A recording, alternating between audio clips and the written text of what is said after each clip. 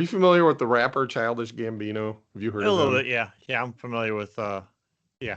And his name is Donald Glover, right? Yeah, yeah. So every time I see that, I'm like, I forget about Danny Glover, Hmm. and I'm like, Donald Glover, Childish Gambino. When did he become that? And Yeah. I'm like in my head, and I'm like, is he a current rapper? I can't remember. How do I know Donald Glover? And then I always forget that I'm thinking of Danny Glover. Yeah. Who is, I don't even know if they're related. Are they related? Are they Maybe. probably find that out? Maybe somebody down in the comments can let us know. His mother was Beverly Smith. His father, Donald Glover, is a retired postal worker. So no, it's not Danny Glover's kid. It'd be hilarious if he was like a retired detective. Reason for leaving? Too old for Too this old. shit. Too old. So it's just a coincidence. Just it's Yeah, one no, of those things where they hang on a second. Two black people with the same name, not related. Wonder why they would have the same last name.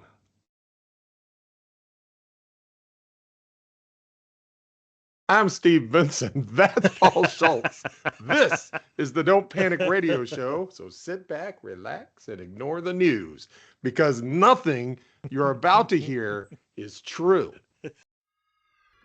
In the beginning, the universe was created. This has made a lot of people very angry and been widely regarded as a bad move.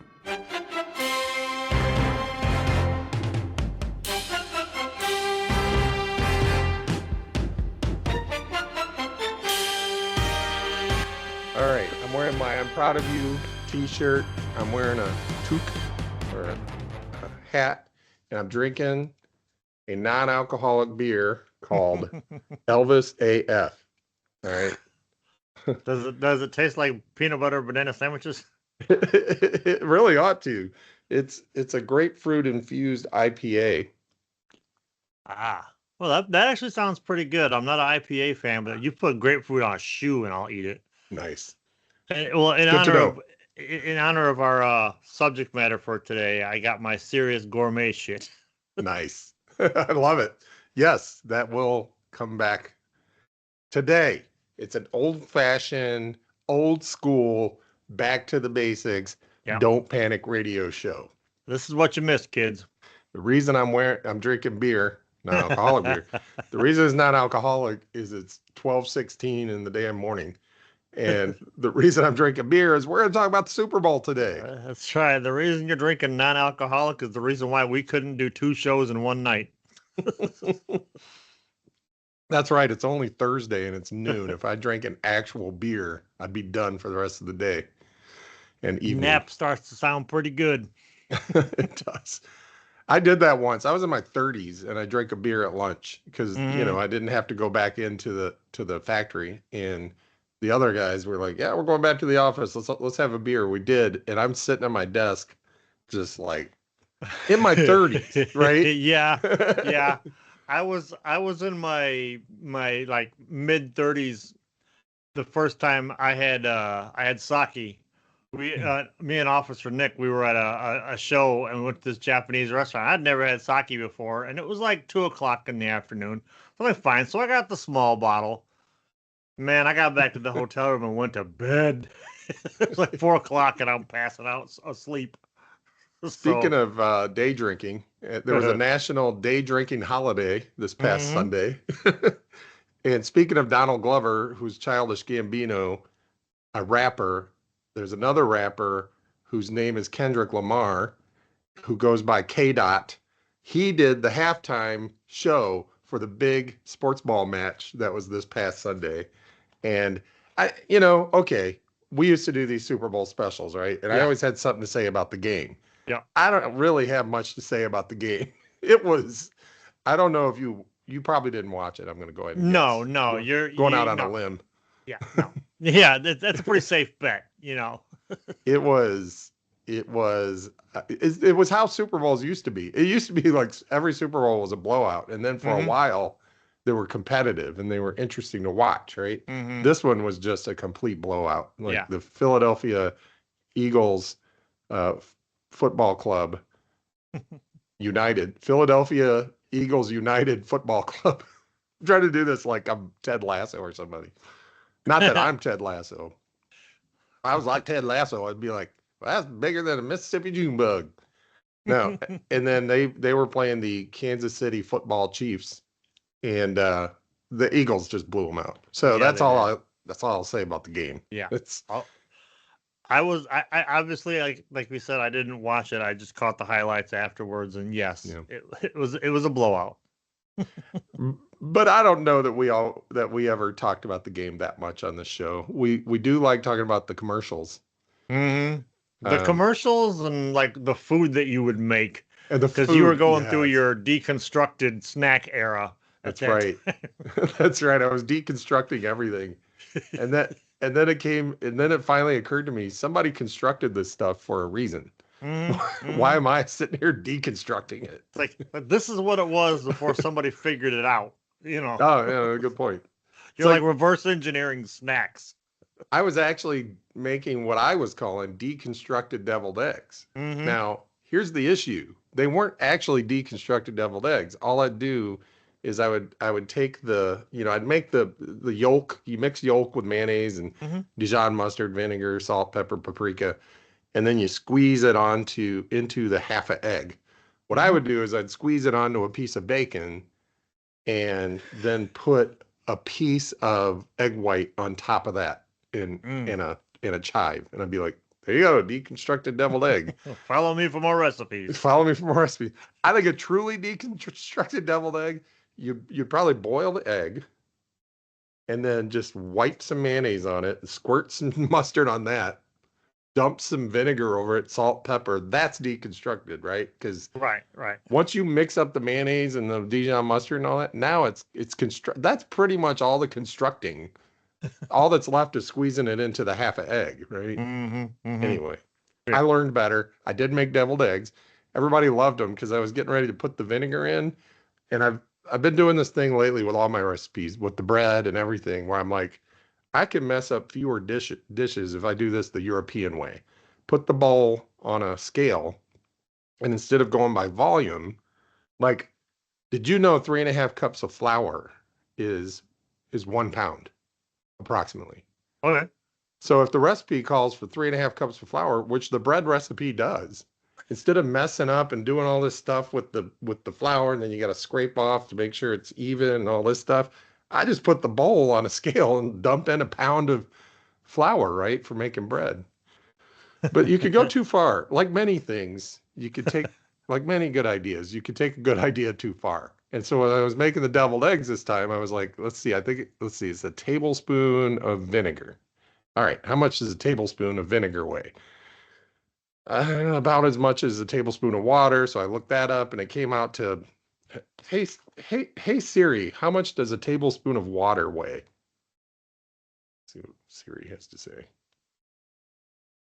14.79 grams. So I was like, I need 15 grams of vinegar, approximately. Or the weight of 3 goose feathers. Yes.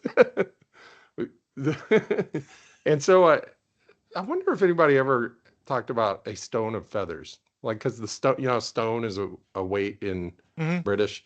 Yeah. A stone of feathers. Like a stone and a feather are supposed to fall at the same rate, but what about a stone of feathers? Anyway. So I start dumping in the vinegar, and I'm like, okay, I need 15 grams of this vinegar. And it went to 35 before I stopped. I was like, whoa, oh no. So I put about 3 times too much vinegar in. But everybody loved it. So from now on, I'm going to use a heavy hand when pouring the vinegar in. See, that's the way Arlo is. Arlo will mess up the recipe. It turns out great. That's the new recipe. That's the new recipe. That's right. That's how the original recipe got made. Somebody was you F around and find out. That's how recipes get made. Like how you had the one person with the jar of peanut butter just walking down the street, and the other guy had a candy bar, and they ran into each other in the corner. And, Next thing you know, delicious American candy. Mm-hmm. So yeah, the game is, so the snacks, Constance made her famous chili. It was good. I was full. We had a bunch of nachos and things. Simone made a cake. Ooh. That was nice. And she actually used inside icing was the Chiefs color, and the outside icing was the Eagles color. So nice.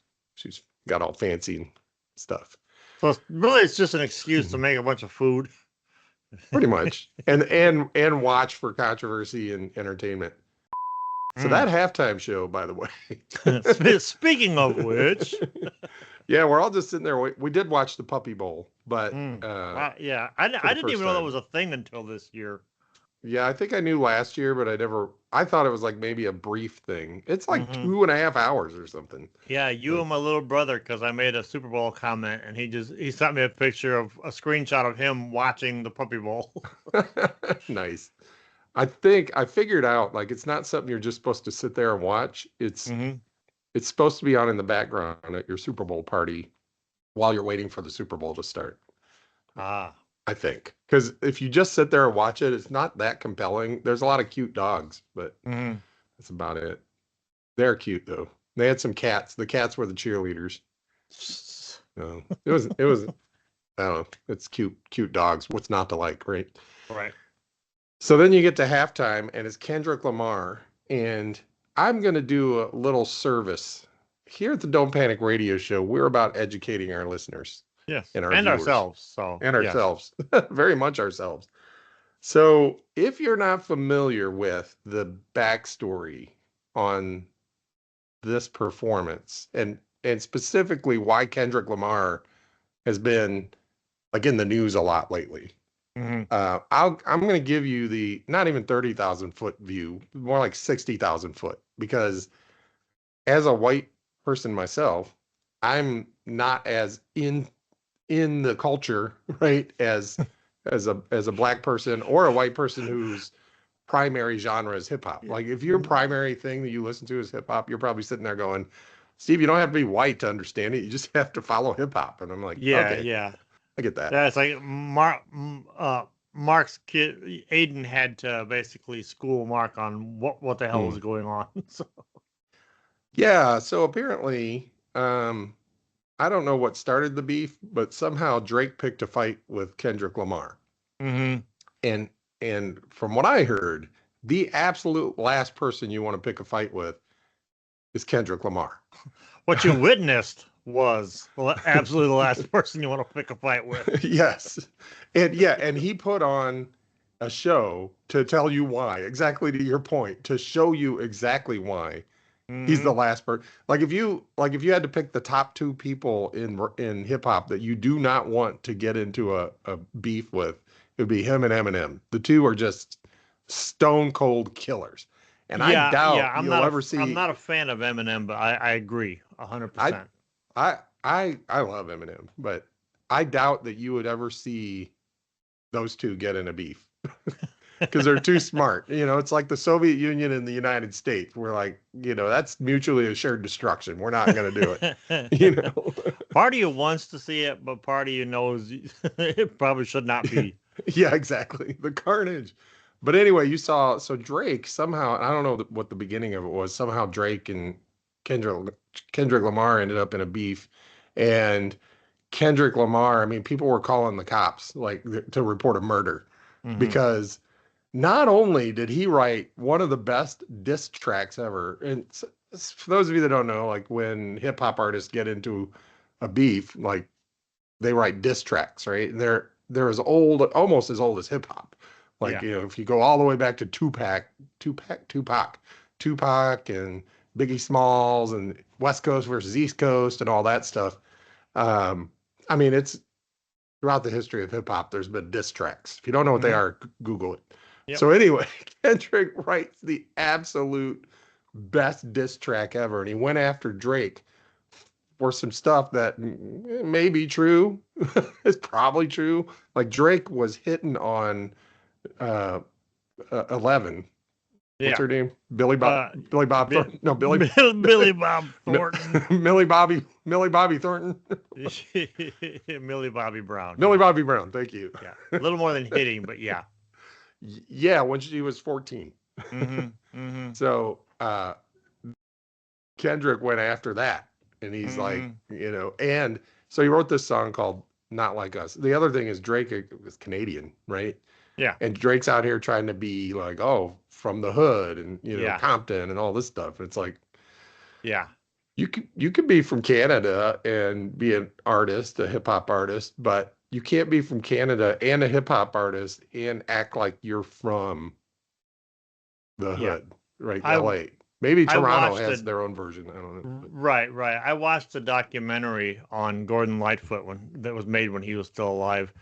I watched this like a year ago, and he was going on and on about how how popular he was, and the current artist that he really respects and thinks is even bigger than he was or ever will be was Drake, and how oh, much and I'm just like, "Ew, oh, that didn't age well. that didn't age well."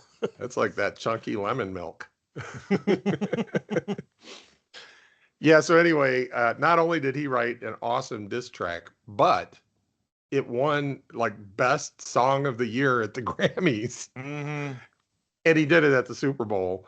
And he looked right into the camera and smiled Mm-hmm.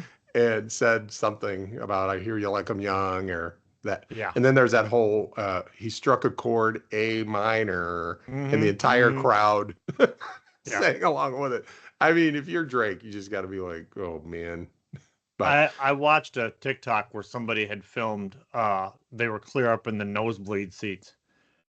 And they were like, if you want to know just how loud this was, and they were filming it, and it was like going to like I don't know, like a Motorhead concert. It was just so loud in that stadium. Man. And that doesn't count the 135 million people that were doing it from home Yeah, and in bars and everywhere else. Okay, so there was all that. And then there was a nice, it's rap, it's hip hop. Hip hop is at its roots revolutionary and poetic. And he opened with, this revolution will be televised. Yes. And out comes Samuel L. Jackson dressed as Uncle Sam.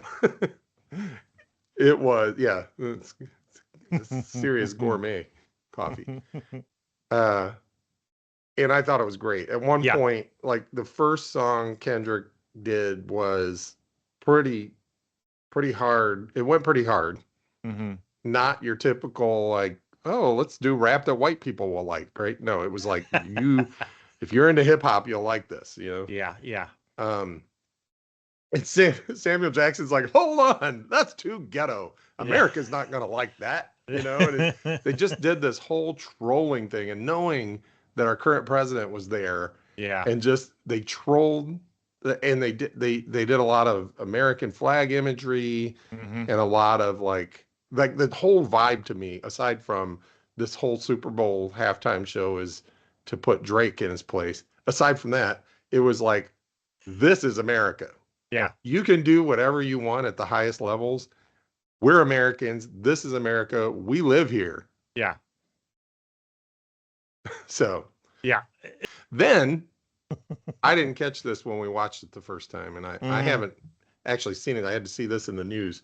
One of the dancers snuck in a flag that had a Palestinian flag and Sudanese flag together. It said Sudan, Palestine. It was just up there on that Grand National, just waving it around. He was up there for a good long time, and then somebody came chasing after him, so he jumped off and just started running around the field with this flag. He was out there for a good 30 seconds, man. And of course, some security people came and tackled him, to which I was thinking, why? How do you know that's not part of the show? Yeah. Like, you just go tackle people? Yep. Somebody had to tell them, like, no, that's not part of the show. Like, somebody who was part of the show had to be like, no, he's not supposed to be doing that. And security went and tackled him. Then the headline is, man detained who did that. And I'm like, detained for what? Yeah. What did he do? That would, I mean, is it against the law? Was he streaking? Well, what did they get him with? I'm curious. Ultimately, nothing. They let him go. So now the NFL, they just did what they do. Yeah, right. So people are like, "Hey, if you didn't break the law, what are you worried about?" It's like, this can happen to you. Yeah, you get tackled, this is what we're talking and about. detained, when you didn't break any laws. And the NFL has banned this dude for life from any NFL event anywhere ever. And I'm like, why NFL? What did he do that he deserves to be banned from? He can't even take his family to a game? Why? You know what he did. What if he had an actual American flag and that's what he did? Would he be banned? What if he had a flag, the POWMIA flag? What if he had a whatever, anything else other than we're not supposed to be in favor of Palestine right now? Yeah, and nobody knows. You know what he did in Sudan, right? So I thought that was interesting, but cool because I think we're going to start seeing a lot more of that.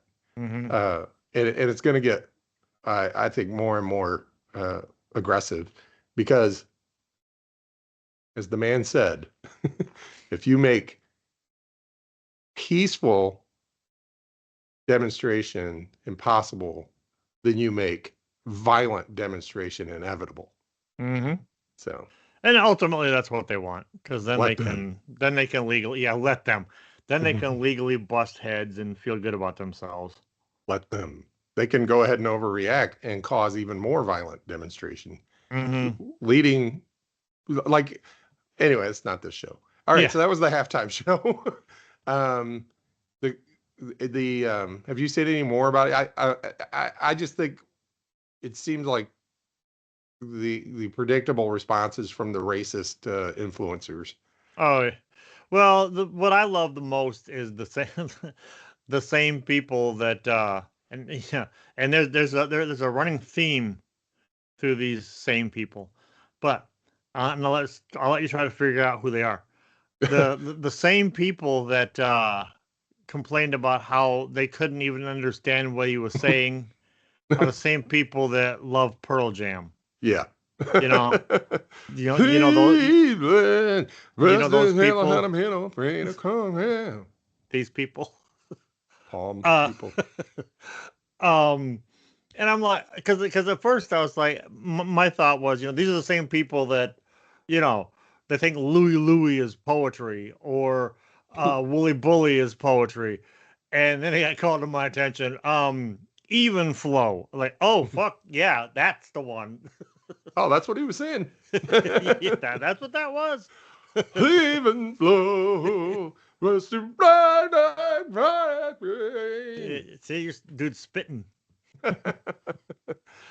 Oh yeah. Yeah. It's if you're, it's never shocking. If you're looking for consistency with these folks, you're not going to find it. You'll find one consistency.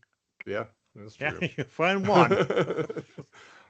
So yeah, there's a lot of racist influencers like complaining about it, and it's like, okay.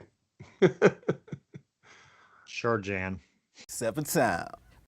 All right. Aside from the halftime and white people's reaction to it, predictable reaction to it, I thought it was awesome. Yeah. It looked to me like, just kind of looking at it, an all black cast, all black music, great music. I really didn't know much about Kendrick Lamar.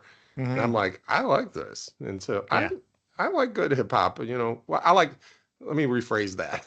I like good hip hop. Like I have any idea what's good and what's not good. There's a certain hip hop I like, and I don't know, yeah.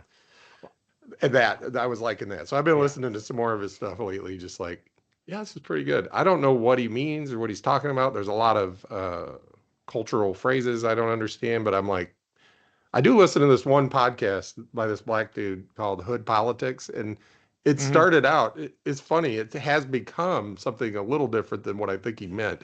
He meant for it to be teaching people from the inner city that if you understand street living, then you understand politics. Oh, yeah. That's been around for a while. Yeah. And then, but I think it's become, and he makes jokes once in a while about it, like it has become white people learning about black culture. Hey, man, you know what? If you can do two things, why not both? That's right. Why do two individual things when you can do two things at the same time and do it more efficiently? All right. Work smarter, not harder. There you go. All right. So there was also commercials. This is not a commercial show, so we're not going to play the commercials and stuff, but unless you had one in particular you wanted to talk about, I noticed a theme And one thing Honestly, that ticked this me is off. So, this is probably the first Super Bowl in like 30 years that I didn't watch the commercials for or for the commercials.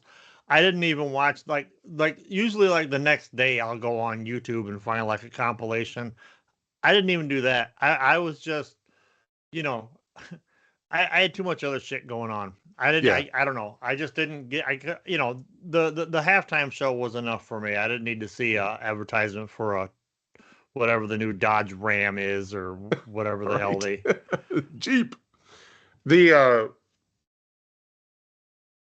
Super Bowl commercials back before marketers were afraid of getting canceled or uh, boycotted or whatever. Back before Mhm. they were afraid of that, the commercials were way better because they would Yeah. take chances. They could be edgy. They could, Hmm. um, these were all like, well, we don't want to make Trump mad right now.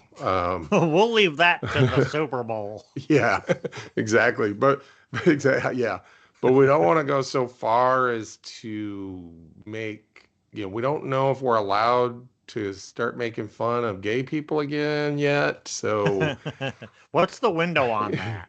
yeah, You know. when are we allowed to use the N-word in a commercial? Um, it's like, no, just say DEI. That's what everybody else is doing. That's right. So they were all pretty bland. Uh, and they all had this like a lot of them had this unity message, right? Yeah. We're gonna have unity and togetherness, and I was just like, what are you even on about? Like are you gonna go to Ukraine and be like, we should just have peace, Ukrainians? And it's like, yeah, that's what we want. That's why we're killing But we motherfuckers because we but want we some have peace. these people over here shooting at us. Yep. What are we supposed to do? You know? So yeah, a unity message with this particular administration is just kind of laughable, you Well, know? we know that unity means conformity with this administration, so Yeah, yeah. yeah.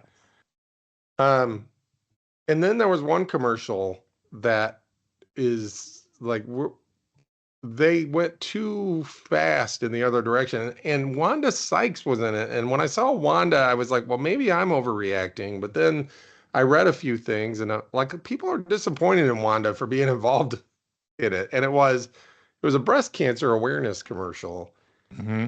and they just went full tilt into the aren't women's boobs sexy, and we all want to look at them because they're sexy, and but That sounds women kind of don't. cringe. So everybody loves boobs, but women don't care enough about their own boobs to go get them checked out at a mammogram. And I was like, how can you what's the word, infantilize. How can you sexualize, objectify women at the same time taking away their agency, like they just don't care?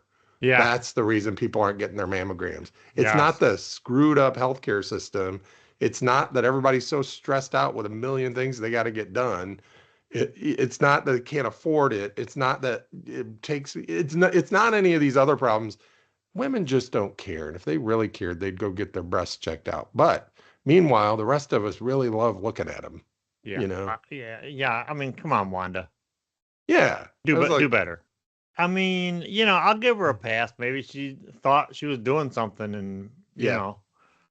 Change the channel, Marge. My last thought, and I said I wasn't going to talk about the game, and I'm not. But back in the day, when we would have these Super Bowl episodes, and one of the reasons we stopped was, I mean, how many years in a row could I talk about Tom Brady winning the Super Bowl, Oh my right? God, we did like 4 or 5 years in a row. And It I was was finally crazy. like, okay, maybe the ones that he lost, like he lost a couple that to the Giants actually, and I don't remember when the second one was, but when he lost the first one, we hadn't started the show yet. So, Hmm. um, so Tom Brady, like you're like, okay, finally Tom Brady retired, so no more Tom Brady, right? Tom Brady was one of the announcers on the show, on the Super Bowl, and I'll give him props. He actually did a pretty good job. Like there were a number of times I forgot it was Tom Brady. Because he was just talking, he sounded like a normal color commentator. Color, COLOR. Like there's two guys. There's like the newsy sounding guy who's really just announcing the play-by-play, and then there's the color guy who provides color for the plays and knows the game and like gives you like, well, what he's probably thinking and what he probably did wrong and what he's doing well today. So he was that guy, right? The guy that knows the game. And he was doing such a good job. I was forgetting it was him, right? But one of the things at some point during the game, I'm like, he just won't shut up. There's another guy here who's not really getting to say much of anything. It's just Tom Brady's going on and on and on. And I was ready to say, if I had social media still, I would have posted, will Tom Brady ever just stop talking? Yeah. And about when I was thinking that, the game was a blowout, as I said. And the quarterback for the Kansas City Allied Football Club Chiefs is Patrick Mahomes. And he's really good. And a lot of people compare him to Tom Brady, not in his style of play, but in the fact that he's so good and he wins a lot and everything, right? And he was expected to win this game. And so the other guy asked Tom Brady, he's like, you more than most probably understand what Patrick Mahomes must be going through right now, when it was like 34-0, right?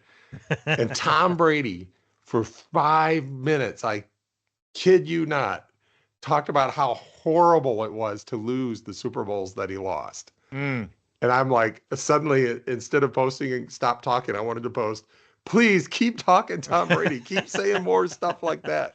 Because he went on, I swear, for a good 5 or 10 minutes about, he said he remembers the 3 losses in the Super Bowl that more than the 7 wins. And so he's more upset about those 3 losses than he is happy about the 7 wins. And he said when he lost that one in 2008 to the Giants, which I remember very clearly for various reasons, he said he couldn't speak for the rest of the day.